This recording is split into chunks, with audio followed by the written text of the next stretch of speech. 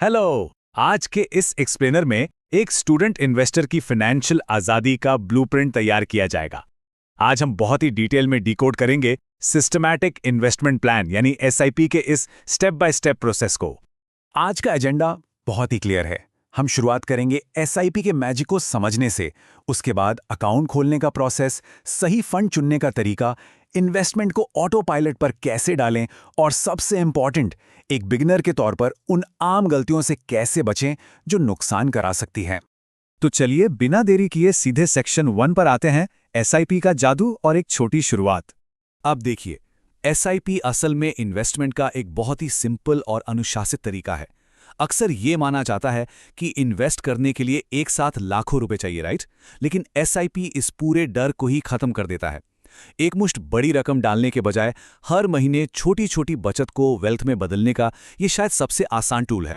और इस पूरे कॉन्सेप्ट की सबसे दिलचस्प बात क्या है? एक स्टूडेंट अपने लिमिटेड बजट में भी इसे शुरू कर सकता है। महीने के सिर्फ 500 रुपए, सच कहूं तो शायद एक वीकेंड आउटिंग या पिज्जा का खर्च भी इससे ज्यादा होता है, और इतने से ही एक मजबूत पोर्टफोलियो की नींव रखी जा सकती है। यहाँ रूपी कॉस्ट एवरेजिंग का कॉन्सेप्ट समझना बहुत जरूरी है। ये एक तरह से इन्वेस्टर्स के लिए इनबिल्ट सेफ्टी नेट का काम करता है। मतलब जब मार्केट नीचे होता है तो उसी तय अमाउंट में ज्यादा यूनिट्स मिल जाती हैं, बिल्कुल किसी बम्पर सेल में भारी डिस्काउंट पर शॉपिंग करने जैसा। और जब मार्केट ऊपर होता है तो कम यूनिट्स आती हैं। समय के साथ ये उतार चढ़ाव के रिस्क को खुद ब खुद बैलेंस कर देता है। और यहीं पर कंपाउंडिंग का असली मैजिक सामने आता है। जरा इस डेटा पर गौर कीजिए। अगर 20 साल तक हर महीने सिर्फ 5,000 रुपए इन्वेस्ट किए जाएं और उस पर 12% का एवरेज रिटर्न मिले, तो 12 लाख रुपए का टोटल इन्वेस्टमेंट 49 लाख रुपए के एक बड़े फंड में बदल जाता है। ये जो एक्स्ट्रा 37 लाख रुपए का गेन है ना, ये और कुछ नहीं बल्कि सिर्फ और सिर्फ कंपाउंडिंग की ताकत है।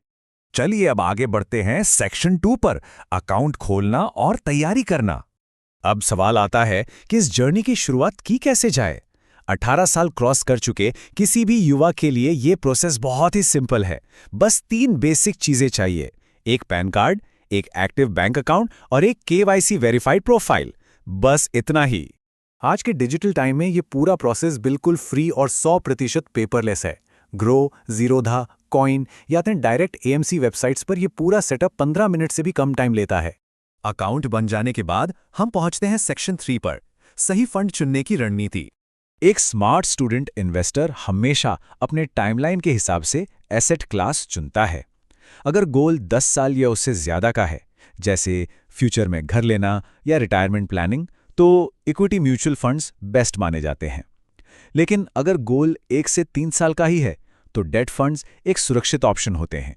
अगर कोई इन्वेस्टर एकदम बिगिनर है और बिना ज्यादा रिस्क लिए एक सॉलिड शुरुआत करना चाहता है, तो निफ्टी 50 इंडेक्स फंड एक बहुत ही शानदार चॉइस है।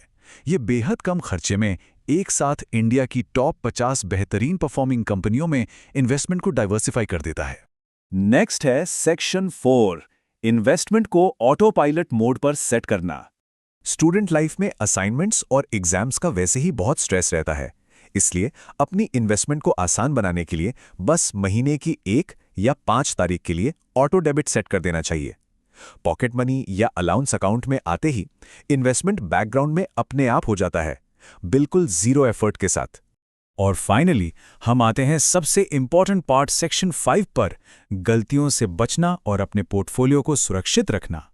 सबसे बड़ी और खतरनाक गलती जो शुरुआती दौर में अक्सर होती है, वो है मार्केट गिरते ही पैनिक होकर अपनी एसआईपी को रोक देना, या फिर शुरुआत में ही जोश में आकर इतना बड़ा अमाउंट सेट कर लेना जिसे बाद में हर महीने कंटिन्यू करना मुश्किल हो जाए। रियलिटी तो ये है कि मार्केट जब भी गिरता है, वो और भी ज्यादा यूनिट सस्ते में जमा करने का सबसे बेहतरीन मौका होता है। इन गलतियों से बचने का एक बड़ा प्रो टिप है एसआईपी टॉपअप स्ट्रैटेजी। शुरुआत एकदम कंफर्टेबल अमाउंट से होनी चाहिए, जैसे 500 रुपए, ताकि डिसिप्लिन बने।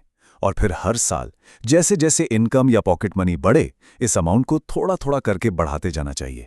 ये छोटी सी ट्रिक फ्यूचर में एक बहुत बड़ा इम्पैक्ट डालती है। अब ये याद रखना बहुत ज़रूरी है कि शेयर मार्केट में गारंटी जैसी कोई चीज़ नहीं होती। रिटर्न्स पूरी तरह से मार्केट परफॉर्मेंस पे डिपेंड करते हैं। लेकिन अगर 10 साल से ज़्यादा का हिस्टोरिकल डेटा देखें तो निफ्टी 50 का रिटर्न 12 से 13% के आसपास रहता है। और सबसे अच्छी बात यह है कि ये पूरा का पूरा सिस्टम सेबी द्वारा स्ट्रिक्टली रेगुलेटेड है, जिससे सेफ्टी बनी रहती है। तो इन सब बातों और इस पूरे प्रोसेस की सिंप्लिसिटी को देखकर अंत में बस एक ही सवाल जहन में आता है, अगर महीने के सिर्फ 500 रुपए एक सॉलिड फाइनेंशियल फ्यूचर के दरवाजे खोल सकते हैं, तो आज की यंग जनरेशन को अपनी इन्वेस्टमेंट जर्नी अभी इसी वक्त शुरू करने से आखिर क्या रोक रहा है। इसी विचार के साथ आज का ये एक्सप्लेनर यहीं खत्म होता है।